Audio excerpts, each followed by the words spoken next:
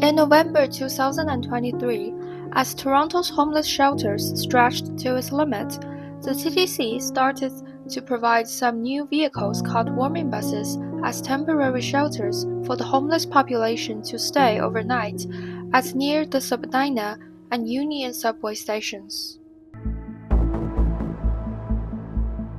City of Toronto provides services to people in need, specifically people experiencing homelessness. And we have a shelter system of close to 10,000 people that we're sheltering on a daily basis. We also have additional spaces that we use through our FCJ and other community partners, which kind of equates to about 12,000 people that we're supporting on a daily basis. We have an unprecedented demand for shelter space. So what that means is that, people are trying to seek, there's more demand than we actually have spaces, right? And part of that is contributing factors, right? It's the cost of living, the mental health, the addictions, the refugee claimants, asylum seekers that are coming into this country that also need support. So it's multiple contributing factors for this demand. And what we found was that people were sheltering overnight at Union and Spadina. Those were the two places because they're 24-hour stations. They're open all night. So people would set up inside the hallways at Union Station or at Spadina Station. But we need to go in there and we need to be able to clean out the station for the next day. And we don't want to just take people and ask them to go out into the cold streets. So we started this program in mid-November and it runs until the middle of this month, middle of April. Generally, what we find from past history is that people aren't sheltering overnight in the subways because when the weather warms up a little bit, they tend to move outside. We first of all, our priority is to try and redirect them into a shelter space. But if there's no shelter space available, that's why we have the bus there. But they're not buses that come from other service. They're dedicated for this purpose only. On the coldest nights, we've seen 7 buses, filled up, about, I think at one point we had as many as 60 people overnight across the 7 buses.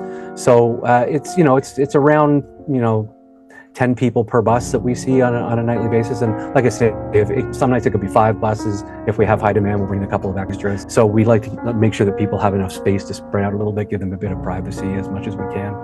We have a number of people that are on the bus. So we've got the TTC operator will be on the bus just to make sure that the bus is kept safe and no one drives away with it, which might happen if we left it unattended. So we don't leave it unattended. But they're there. They're when they're in the bus, they're behind a protective shield.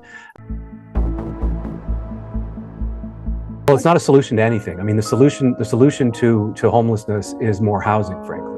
Getting people off of these shelter buses, out of sheltering in subway stations, out of city parks. That's the way. We're not the experts in that. I don't pretend to be. But we all know what the answer is. The answer is more permanent housing for people.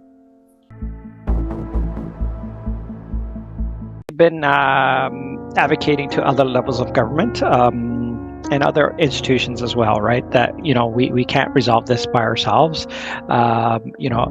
We definitely need housing, affordable housing. May have not mentioned this, but we can add a couple of thousand more spaces in the next couple of weeks or days. However, those will get filled up.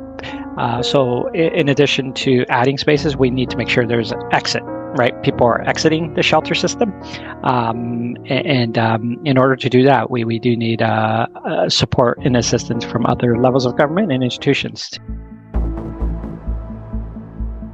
I find it one of the most alarming things I've seen in my career. Buses can never, ever, ever be considered a shelter. TTC also is not being transparent, but it also means that the city's shelter standards, which are based on people's basic human needs, to go to the washroom, to be able to lie down to sleep, to be able to have food, to have safety, a blanket, a pillow. These standards are not being met on the buses. You might be in a very confined space, sleeping with mixed gender. That may not be comfortable for you if you're a senior or if you're a woman or trans. There are so many issues, and it's just gone silent. And there's literally no champion on city council on this issue. So I'm equally concerned about the numbers because it's keeping a problem hidden, but I'm also concerned about the human rights aspect around the standards